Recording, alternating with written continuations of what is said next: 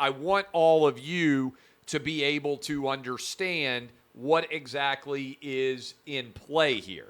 This is the first special counsel to be appointed to investigate a Democrat president since Bill Clinton was investigated for Whitewater that turned into the Monica Lewinsky scandal. So, here's what happened. A couple of days ago, essentially, the White House announced that they had found classified documents in Joe Biden's office space in Washington, D.C. I'm going to run through the timeline of exactly what happened, why Merrick Garland, these are dates given to us by Merrick Garland in an earlier press conference. We're going to discuss all these details.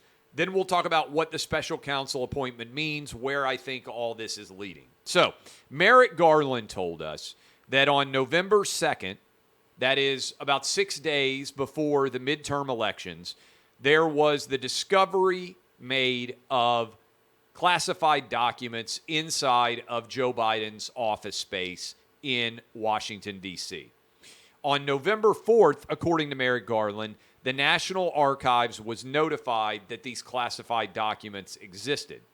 On November 9th, there was an FBI assessment done of those classified documents. On November 14th, a United States attorney, Lausch, was appointed to examine these issues. On December 20th, additional classified documents were discovered at Joe Biden's residence by his Corvette in the garage. The FBI supposedly secured those documents. On January 5th, Lausch came back to Merrick Garland, said based on what he had uncovered, he believed it was warranted to appoint a special counsel. On January 11th, yet another classified document was found inside of Joe Biden's residence, the third discovery of classified documents in Joe Biden's possession. And then a little over a couple of hours ago, on January 12th, that is today, a special counsel was appointed. That special counsel's name is Robert Hur. He was a U.S. attorney appointed by Donald Trump in 2018. He previously, Stanford law grad, who previously had been a Ninth Circuit clerk for Judge Kaczynski. Kaczynski was appointed by Ronald Reagan, and Robert Hur was also a Supreme Court clerk for Justice William Rehnquist. He is in private practice now at Gibson Dutcher, I believe, or Gibson something, a big firm in D.C. Let me get that 100% right because I think I have his bio up for all of you. He was working at Gibson, Dunn, and Crutcher at the time of this appointment. So you've got a Republican-leaning appointee to investigate Joe Biden. We now have dueling special counsel investigations, one of Donald Trump, the other of Joe Biden. Important to note, the Donald Trump special counsel not only encompasses Mar-a-Lago and his handling of classified documents there, but also the referral that came from the January 6th special committee and also other related January 6th election connected investigatory matters. So there's basically a two-track special counsel that exists for Donald Trump. There is a one-track special counsel now, in theory, for Joe Biden. Now, I got a lot to unpack here, but my prediction before I start to give you all of these details and questions that are immediately raised based on the information that is public that we know so far is that sometime in the summer, and you can flag this, I believe that Merrick Garland, the Attorney General, will come out and announce that both Donald Trump and Joe Biden handled classified documents inappropriately, potentially criminally, but he does not believe that it rises to the level of needing to bring criminal charges. So he will lecture both Biden and Trump in offsetting penalties. If you're an NFL fan or a college football fan, when you have two different sides both commit personal foul, they offset. This is also, if you're a parent and you regularly have to deal with kids that are fighting, this is basically how I handle every single video game dispute over Madden or some other game in my household with my boys. Both of you are at fault. Now, here is the big picture, okay? You were told by many people out there in media that Donald Trump's handling of classified documents was a unique scandal that meant he was no longer able to serve as president, that he should be arrested, that he should go to prison, that the FBI was justified in their raid of Mar-a-Lago.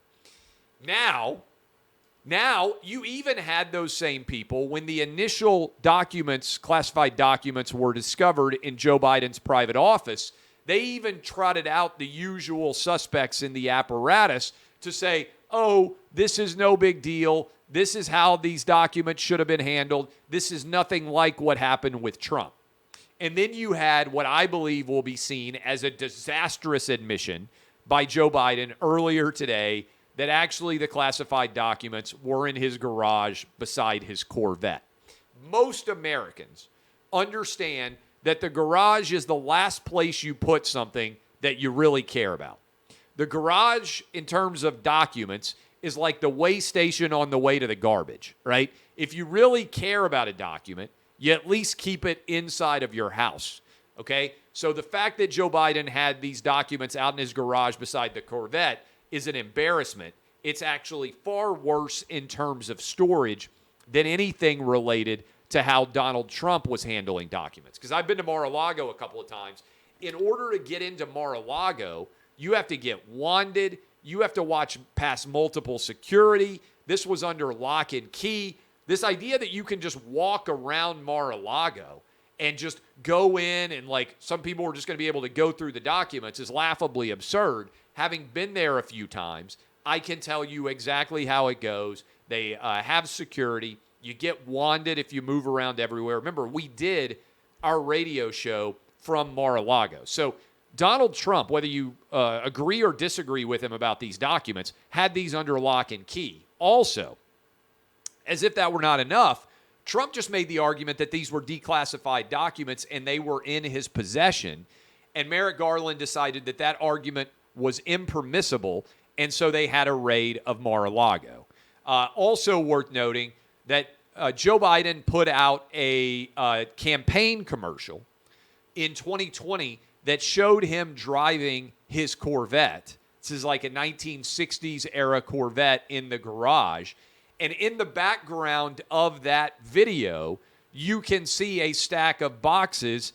I think there's probably a high likelihood that in those stack of boxes were found classified documents. So not only did Joe Biden store these documents inside of a garage, he actually brought in a film crew and they had access to the garage. There's no telling how many people were in and out of that garage, including Hunter Biden.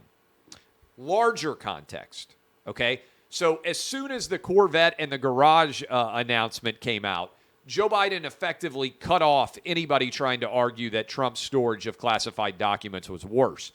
Biden handled these documents worse than Trump did. So now, what is the larger context in which this is going to be analyzed? It's a mess. No other way than to say that Joe Biden likely engaged in criminal behavior as it pertains to these classified documents. Now, I told you before, I didn't think it was a big story with Trump. And I don't think it's a big story with Biden, generally speaking, either. But Merrick Garland did.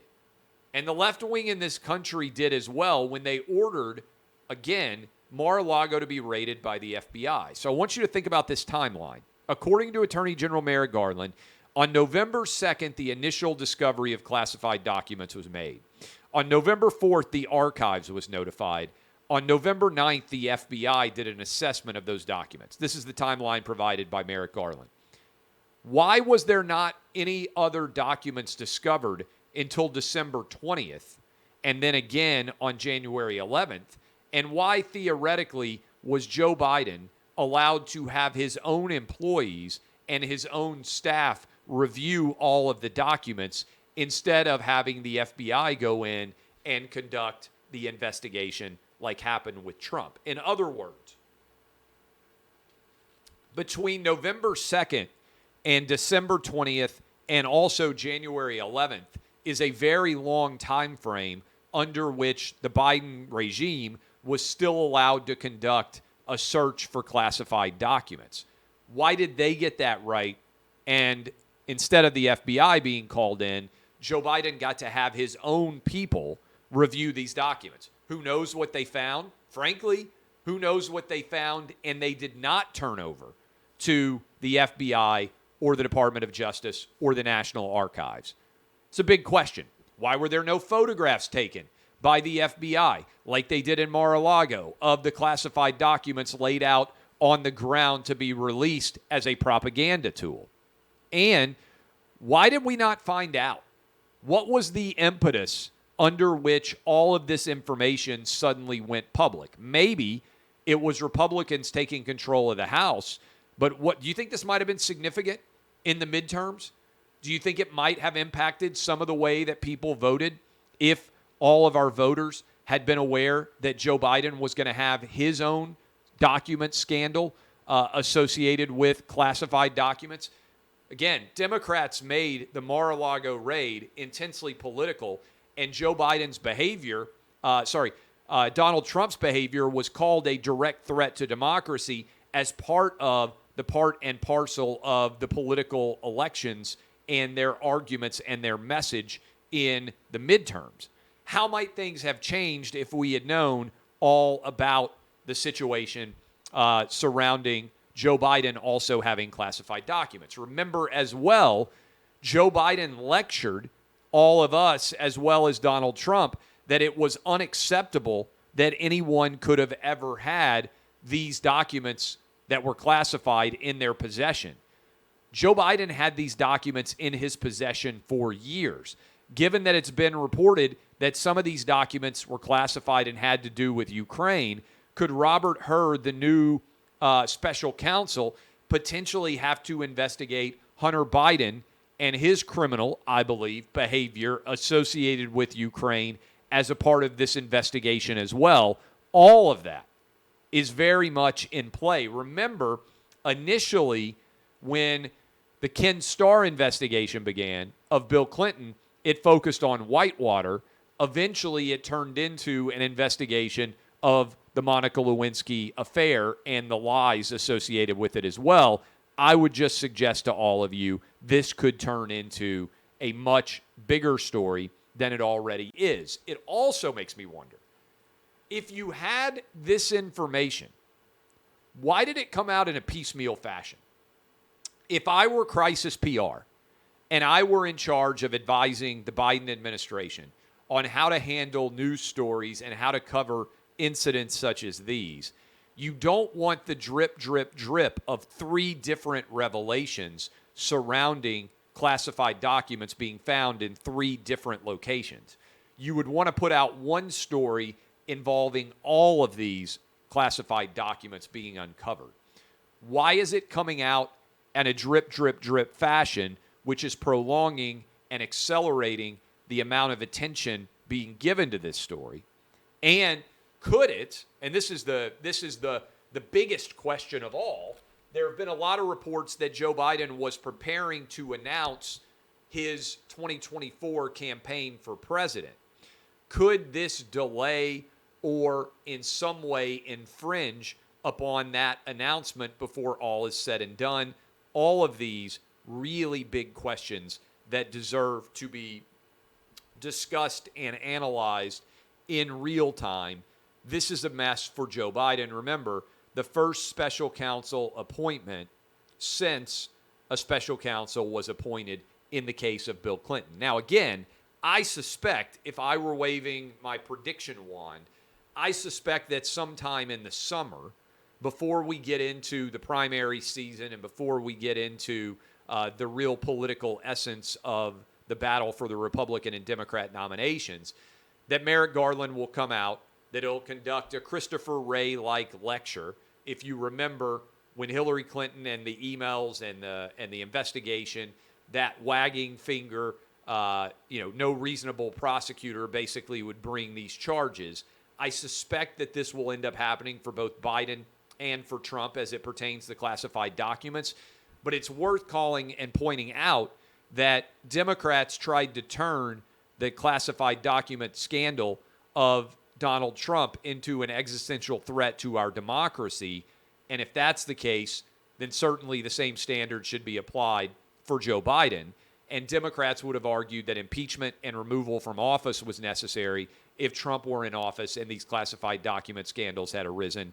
It's interesting how much they changed their story when it involves their guy. So that's the big picture of that story in general.